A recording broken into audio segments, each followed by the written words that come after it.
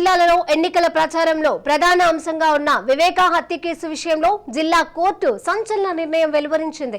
ఎట్టి పరిస్థితుల్లోనూ వివేకా హత్య కేసు గురించి ప్రచారంలో ప్రస్తావించవద్దని కడప కోర్టు ఆదేశించింది. తమ పార్టీ నేతలను ఇరుకున పెట్టేలా రాజకీయ నేతలు పదే పదే వివేకా హత్య కేసు గురించి ఎన్నికల ప్రచారంలో మాట్లాడుతున్నారని, తద్వారా ప్రజలు అయోమయానికి గురవుతున్నారని వైసీపీ నేత సురేష్ బాబు కడప కోర్టుకు వెళ్లారు. దీంతో కోర్టు తాజా నిర్ణయాన్ని వెలువరించింది. పీసీసీ చీఫ్ వైఎస్ షర్మిలతో పాటుగా టీడీపీ చీఫ్ చంద్రబాబు, బీజేపీ నేత పురంధేశ్వరి, జనసేన అధినేత పవన్ కళ్యాణ్, నారా లోకేష్, వైఎస్ సునీత వివేకా హత్య గురించి మాట్లాడవద్దని నిర్దేశించింది.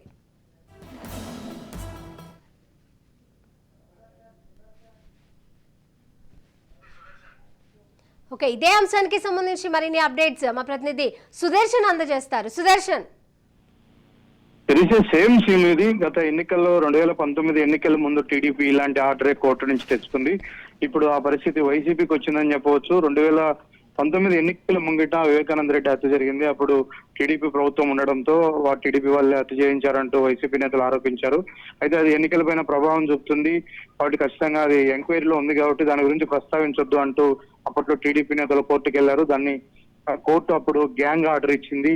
దీనిపైన ఎవరు ప్రస్తావించొద్దు అంటూ. సేమ్ ఇప్పుడు వైసీపీ నేతలు కోర్టుకు వెళ్లాల్సిన పరిస్థితి వచ్చింది.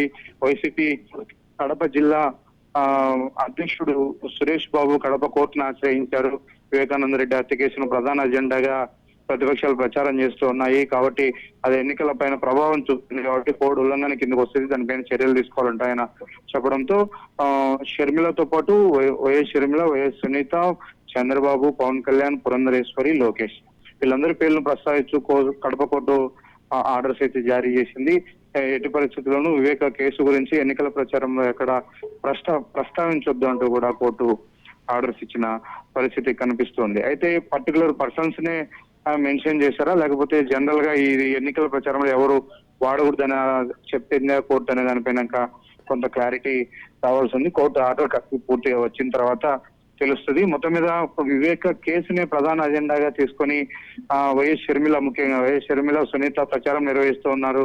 కడప ఎంపీ పార్లమెంటు పరిధిలో ఉన్నటువంటి పోటీ చేస్తున్నటువంటి షర్మిల అదే విషయాన్ని అన్ని సభల్లోనూ వాడుతున్నారు. ముఖ్యంగా ఇతర జిల్లాల్లో కూడా ప్రసంగాల్లో ఇదే మాట వాడుతున్నారు. ఇక సునీత అయితే పొద్దున లేస్తే ఆ పాయింట్ పైనే ఆమె ప్రచారం చేస్తుంది. ఈ రోజు కూడా పులివెందుల్లో ఇంటింటి ప్రచారం చేస్తూ కూడా అదే విషయాన్ని ఆమె ప్రస్తావిస్తూ వచ్చింది. కాబట్టి ఇదంతా వైసీపీని ఇరకాటంలో పడేసే విధంగా, డ్యామేజ్ చేసే విధంగా ఉందన్న ఆలోచనతోనే వాళ్ళు కోర్టుకు వెళ్లారు. కోర్టు ఈ విధమైన ఆర్డర్స్ ఇచ్చింది. అయితే దీనిపైన ఏమన్నా షర్మిల గాని, సునీత గాని పై కోర్టుకు వెళ్తారా లేకపోతే ఏంటి అనేది చూడాల్సిన పరిస్థితి ఉంది. Shirisha, right, thank you Sudarshan.